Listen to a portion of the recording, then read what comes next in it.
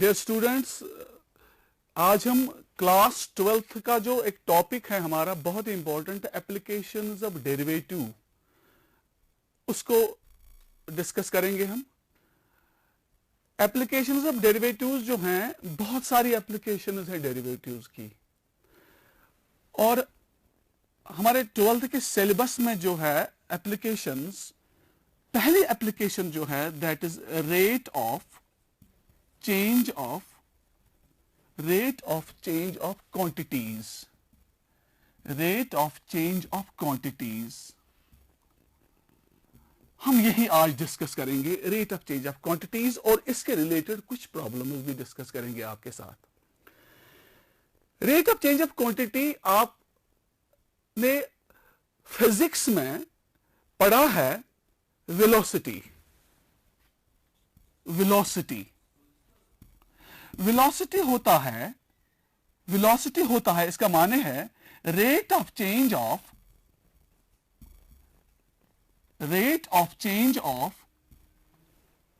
Displacement, rate of change of displacement with respect to time. और obviously अगर हम speed पढ़ेंगे तो हम लिखेंगे rate of change of distance with respect to time, या डिस्टेंस डिवाइडेड बाय टाइम। और अगर हम फिजिकल सिग्निफिकेंस देखेंगे डेरिवेटिव की, फिजिकल सिग्निफिकेंस, इसकी फिजिकल मीनिंग जो है, इसकी फिजिकल सिग्निफिकेंस भी है rate of change of one variable, वो जो चेंज होता है variable, rate of change of one variable y, independent variable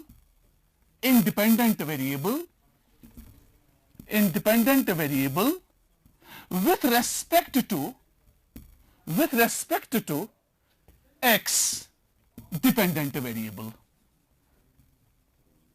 तो ऑब्वियसली जो ये फिजिकल सिग्निफिकेंस है डेरिवेटिव की, ये बिल्कुल रिजेंबल हो रही है। रिजेंबल क्या ये है, इसकी एक अच्छी खासी एप्लीकेशन आपके पास है फिजिक्स में। तो हम डेरिवेटिव जो है, ये वेलोसिटी जो है, ये वेलोसिटी को हम लिखेंगे फिर rate of change of displacement ds divided by dt। इसका मतलब है we are changing the displacement with respect to the time, और वही वेलोसिटी है। और अगर स्पीड हम मानेंगे तो स्पीड भी हम लिखेंगे ds by dt, rate of change of distance with respect to time. देखो मेरा बेटा, मैं आपको बताऊंगा ये rate of change of quantities में ये जो वेलोसिटी और स्पीड है, मैं आपको एक एग्जांपल दूंगा। एक एग्जांपल से हम स्टार्ट करेंगे। कोई बॉडी हमारे पास है, देखो मेरा बेटा, कोई बॉडी हमारे पास है। ये बॉडी यहां पर सपोज एक पॉइंट ए पर है, और ये ट्रैवल करती है यहां इस डायरेक्शन में।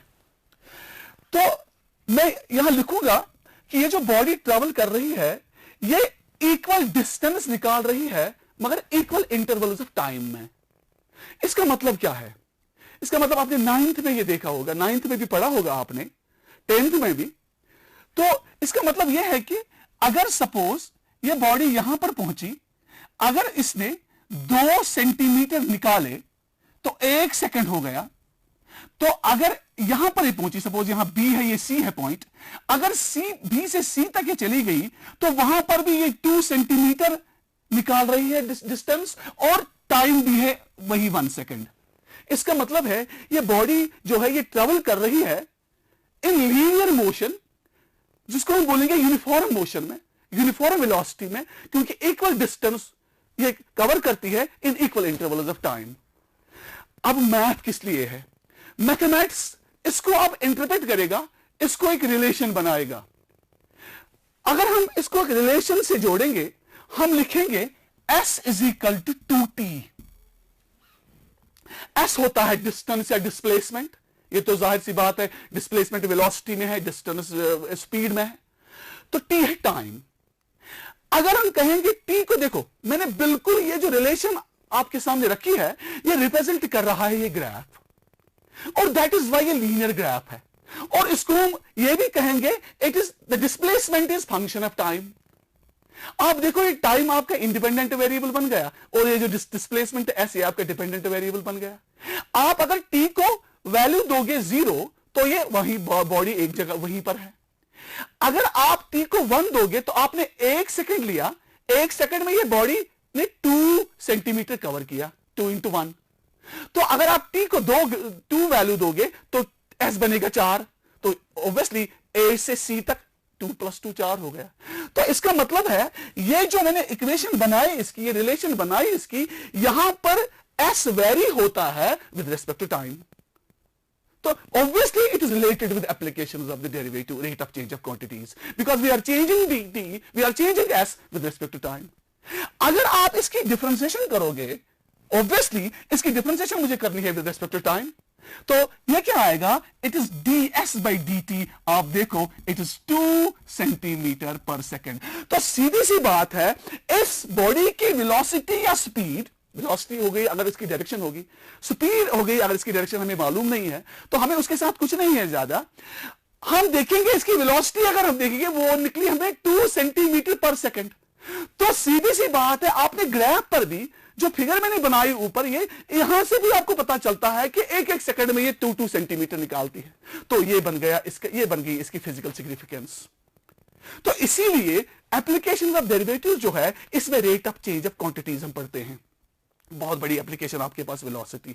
अगर आप एक्सेलरेशन निकालोगे, एक्सेलरेशन क्या होता है, एक्सेलरेशन होता है the rate of change of velocity. अब वेलोसिटी को चेंज करते हो विद रिस्पेक्ट टू टाइम, तो ये भी आपकी एक अच्छी खासी एप्लीकेशन है। हम लिखेंगे एप्लीकेशन में rate of change of velocity.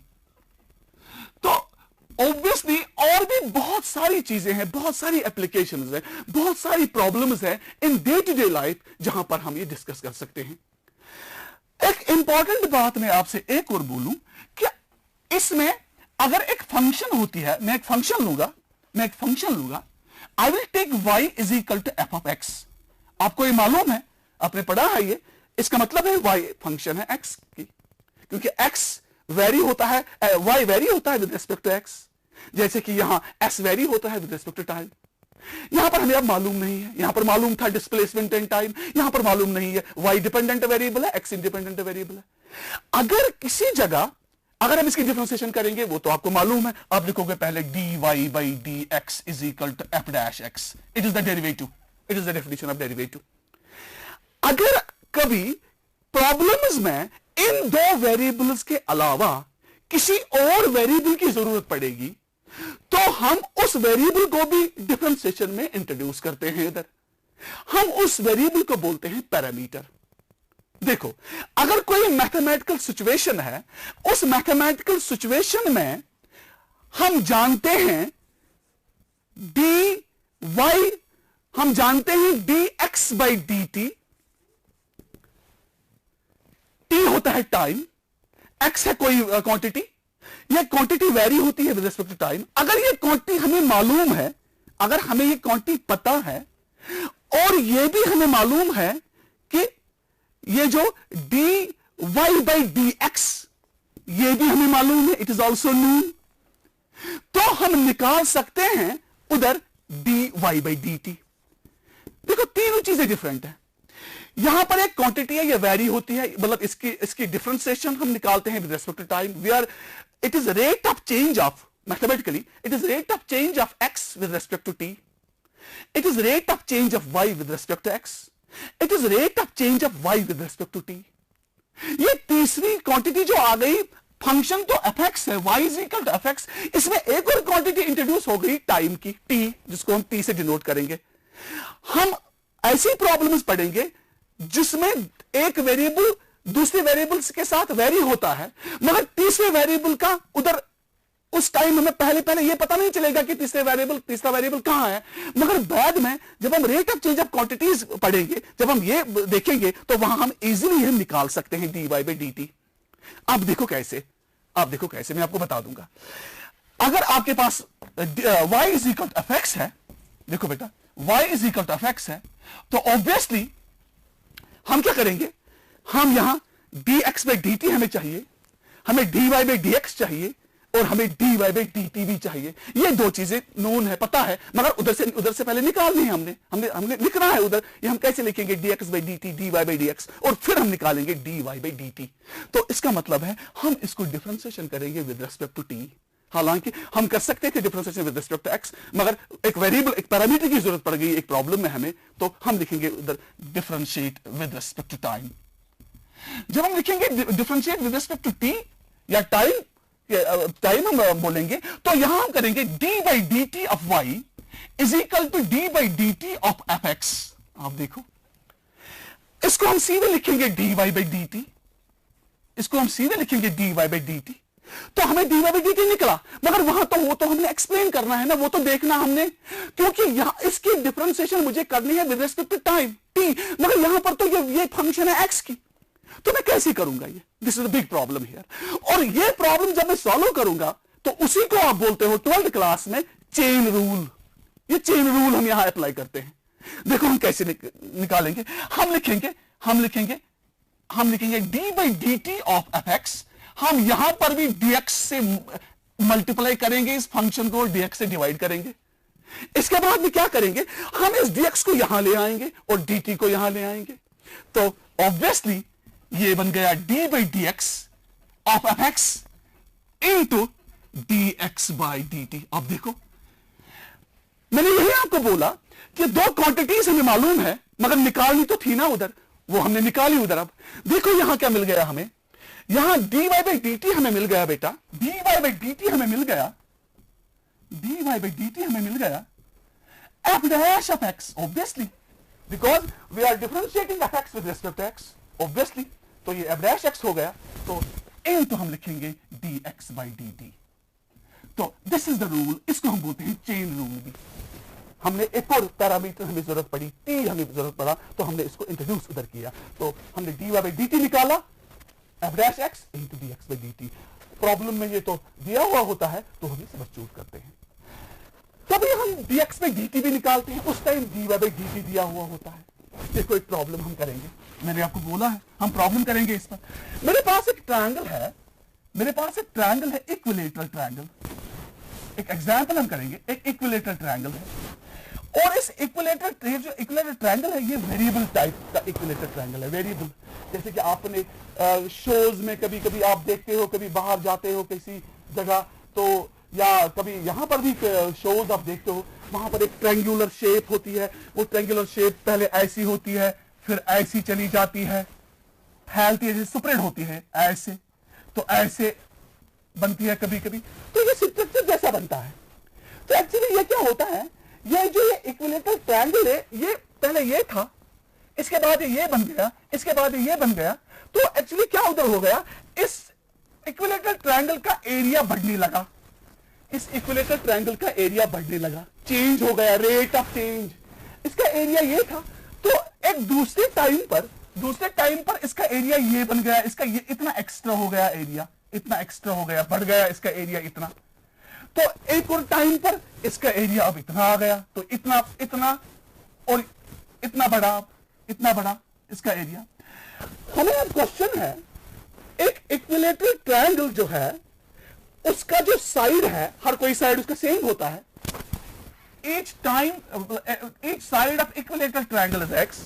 हम लिखेंगे if each side of an equilateral triangle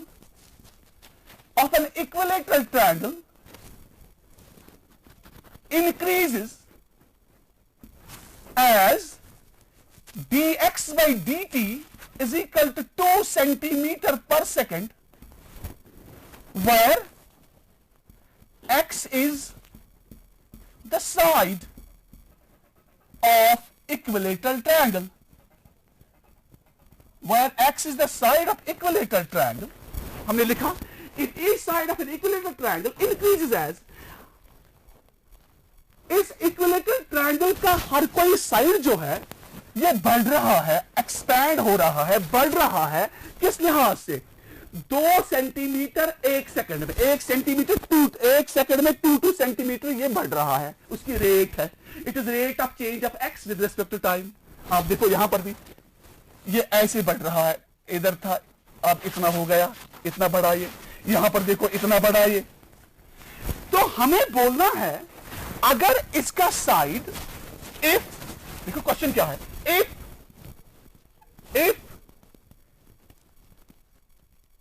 या हम ऐसे लिखेंगे find d a by d t. इसका मतलब है रेट ऑफ चेंज ऑफ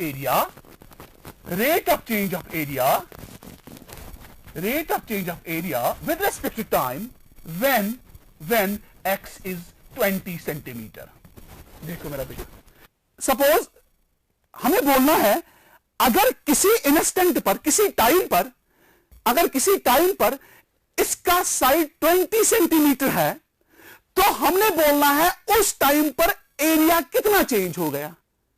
क्योंकि आप यहां देखिए, यहां पर ये साइड इतना ही है, अगर हम देखेंगे यहां पर ये साइड बड़ा है, अगर हम एक और देखेंगे यहां पर ये इतना बड़ा है साइड, तो हमें देखना है किसी इंस्टेंट टाइम पर हमें देखना है कि इसका अगर x 20 सेंटीमीटर है तो उस टाइम एरिया इसका कितना चेंज हो गया। एरिया तो चेंज हो रहा है, आप देखो ये एरिया है, ये चेंज एरिया है, ये चेंज एरिया है इसका हो गया है। तो हम इसको कैसे करेंगे इस क्वेश्चन को, बिल्कुल अभी मैंने बोला है, यहां हम लिखेंगे area is equal to of equilateral triangle under root of 3/4 x square. ये आप देखो, ये जो एरिया है it is the function of x. हम क्या करेंगे, अब हमें क्या निकालना है, हमें dx बाई dt हमें दिया हुआ है, side gets changed, it increases at 2 centimetre per second, और हमें देखना है dA बाई dt। हम कैसे निकालेंगे dA बाई dt, हम लिखेंगे differentiate with respect to time t, differentiate with respect to time t। तो जब हम इसकी डिफरेंशिएशन निकालेंगे तो इसकी डिफरेंशिएशन बेटा क्या आएगी, यहां पर लिखेंगे, अब यहां पर हम लिखेंगे d by d t of a is equal to under root d by d t of under root 3/4 x square. तो इसकी डिफरेंशिएशन हम विद रिस्पेक्ट टू टाइम नहीं निकाल सकते हैं, और आपको मालूम है क्या हम करते हैं, हम इसकी डिफरेंशिएशन करते हैं, हम लिखते हैं अंडर रूट 3/4, फिर हम लिखते हैं 2x2 - 1, इसको nxn - 1 हम लिखते हैं इसकी डिफरेंशिएशन, फिर लिखते हैं dx बाई dt। ये वही हो गया जो मैंने अभी आपको बोला है, अभी जो मैंने आपको पहले आपको वो एग्जाम्पल वो जो बताया है कि अगर y is equal to f x तो हम कैसे उधर से निकाल सकते हैं dy बाई dt। ये वही है da बाई dt।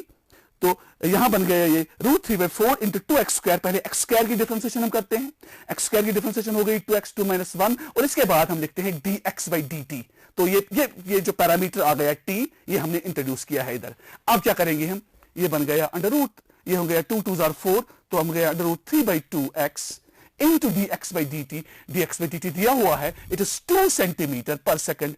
तो 2 भी इधर कैंसिल हो गया, 2 कैंसिल हो गया, तो ये है अंडर रूट 3x। अब हम x का वैल्यू देंगे, x इज 20 सेंटीमीटर, तो हम लिखेंगे under root 3 into 20 centimetre square per second. तो हम लिखते हैं कि इसका जो एरिया है इस ट्रायंगल का, वो कितना चेंज हो रहा है विद रिस्पेक्ट टू टाइम, वो चेंज हो रहा है 20√3 centimetre per second, 20√3 centimetre square per second. मगर कहां पर, कब, जब x है 20 सेंटीमीटर्स, जब x है 20 सेंटीमीटर्स। तो ऐसे हम rate of change of quantities discuss करते हैं या पढ़ते हैं। तो आप अब हम कुछ प्रॉब्लम्स लेंगे, इसी rate of change of quantities पर हम कुछ प्रॉब्लम्स लेंगे। देखो मेरा बेटा, आपके मैथ पर भी कुछ प्रॉब्लम्स हैं, तो वो हम थोड़ा डिस्कस करेंगे। एक क्वेश्चन है, क्वेश्चन नंबर 8, आपकी एक्सरसाइज जो आपकी एक्सरसाइज 6.1 है, उधर 6.1 एप्लीकेशंस ऑफ डेरिवेटिव्स। एक क्वेश्चन है, क्वेश्चन नंबर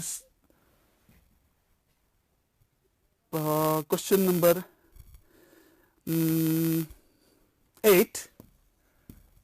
ये क्वेश्चन है a balloon which always remains spherical on inflation is being inflated by pumping in 900 cubic centimeters of gas per second। एक बैलून है इसको हम पंप कर रहे हैं, बैलून स्फेरिकल होता है, इसको हम पंप कर रहे हैं, तो ऑटोमेटिकली इसका जो वॉल्यूम है वो इंक्रीज हो रहा है। वॉल्यूम इंक्रीज हो रहा है जब इसको पंप करते हैं, volume increases at the rate of 900 centimetre cube पर सेकेंड। ये क्वेश्चन है, वॉल्यूम इंक्रीज हो रहा है, इसका बढ़ रहा है वॉल्यूम, पहले इतना था अब इतना हो गया, इसके बाद इतना हो गया, तो ये वॉल्यूम इंक्रीज हो रहा है 900 सेंटीमीटर क्यूब पर सेकेंड। हमें बोलना है find the rate at which the radius of the balloon increases. हमें बोलना है dr/dt। हमें बोलना है किस लिहाज से, किस तरीके से, किस रेट से रेडियस इनकी इंक्रीज हो, इस बैलून की इंक्रीज हो जाएगी। dr/dt हमें देखना है जब इसका रेडियस 15 तक पहुंच जाएगा, जब रेडियस 15 सेंटीमीटर होगा। बैलून एक है, इसमें जो वॉल्यूम चेंज हो रहा है दैट इज 900 सेंटीमीटर क्यूब पर सेकेंड। हमें देखना है अगर वॉल्यूम इस रेट से चेंज हो रहा है, हमें देखना है जो रेट है, जो रेडियस है, उसकी रेट क्या होगी उस टाइम जब r 15 सेंटीमीटर है। तो हम कैसे इस क्वेश्चन को करेंगे? जाहिर सी बात है, ये जो वॉल्यूम है बैलून का, ये स्फेरिकल है, आपको मालूम है स्फेरिकल जो है बैलून, उसका वॉल्यूम होता है 4/3 पाई r क्यूब, r होता है रेडियस। तो फिर आ गई वही बात, volume is the function of radius, मगर चाहिए हमें क्या? dr/dt। तो हम इस फंक्शन, इसको हम डिफरेंशिएशन करेंगे विद रिस्पेक्ट टू टाइम, बहुत ही इजी। तो हम लिखेंगे differentiate with respect to time, differentiate with respect to time. तो ये क्या डिफरेंशिएशन क्या बनेगी इसकी? d/dt of v is equal to d/dt of 4/3 pi r cube, 4/3 pi r cube. तो ये बनेगा हमें dv/dt, dv/dt हमें बनेगा, dv/dt हमें बनेगा, हाँ dv/dt बनेगा हमें 4/3 है कांस्टेंट, पाई के साथ डिफरेंशिएशन करेंगे r क्यूब की। Actually we are differentiating here with respect to r, तो इसीलिए मैंने पहले बोला वो हम dr मल्टीप्लाई और डिवाइड करते हैं। अब हम शॉर्ट इसका करते हैं, हम r क्यूब की डिफरेंशिएशन पहले करेंगे। उसकी डिफरेंशिएशन क्या है? 3r², 3r 3 - 1। तो इसके बाद r की डिफरेंशिएशन हो गई dr/dt, dr/dt आ गया आपका वही पैरामीटर t। तो इसके बाद आप देखो dv/dt is equal to 3 cancel, 4 pi r² into dr/dt। अब मेरा बेटा देखिए, ये जो dv/dt है, वॉल्यूम चेंज हो रहा है 900 सेंटीमीटर क्यूब, तो हम लिखेंगे 900 is equal to 4 pi r²। भी आपको और भी मालूम है, आपने निकालना है रेट रेडियस की जब रेडियस 15 है। हमने देखना है इसका जो ये वॉल्यूम ज्यादा हो रहा है इसकी रेट, तो हमने देखनी है जब इसका r 15 पे पहुंच गया उस टाइम रेट क्या रह गई, रेडियस की रेट क्या बढ़ गई, रेडियस की dr/dt हमने बोलना है वो है 4 pi into 15² into dr/dt। Obviously तो यहां पर dr/dt अब रह गया, तो उसको हम निकाल सकते हैं। दैट इज बेटा 900 is equal to 4 into pi into 225 into dr/dt, dr/dt। तो वो हो गया 900 इज इक्वल टू 4 इंटू 225 हो गया 900 इंटू पाई इंटू dr/dt। तो dr/dt का वैल्यू हमें चाहिए, डिवाइड हो जाएगा, it is 900 divided by 900 pi, 900 pi is equal to dr/dt। तो ऑब्वियसली 900 के साथ कैंसिल हो जाएगा एंड वी गेट हियर 1/पाई is equal to dr/dt which is the rate of the radius with respect to time. तो हमें dr/dt निकला 1/पाई centimetre पर सेकेंड, क्योंकि यहां पर जो रेडियस है वो तो सेंटीमीटर में है और t है सेकेंड में, तो ये बन गया dr/dt है 1/पाई सेंटीमीटर पर सेकेंड। तो this is the problem number 8। और भी बहुत सारी प्रॉब्लम्स में मैं आपको बता दूं, इसमें जितनी भी प्रॉब्लम्स हैं वो टोटली रिलेटेड हैं बस इसी के। दो वेरिएबल, एक वेरिएबल दूसरे वेरिएबल का फंक्शन है, एक वेरिएबल पैरामीटर है, यूजुअली वो पैरामीटर टाइम होता है और वो हमें इंट्रोड्यूस करना पड़ता है, और एक हमें पैरामीटर चाहिए होता है, या कभी dv बाई dt या कभी dr बाई dt हमें ढूंढना पड़ता है, या कभी एरिया da बाई dt, यही कुछ। और इसी पर आपकी जो एक्सरसाइज 6.1 है ये टोटली इसी पर बेस्ड है। मुझे पूरी उम्मीद है कि आप इस एक्सरसाइज को देख लोगे और करोगे भी क्वेश्चंस, तो इंशाल्लाह नेक्स्ट टाइम हम इसका दूसरा जो एप्लीकेशन है that is increasing and decreasing functions, वो हम उसी टाइम उठाएंगे। Wish you all the best, stay home, stay safe, thank you.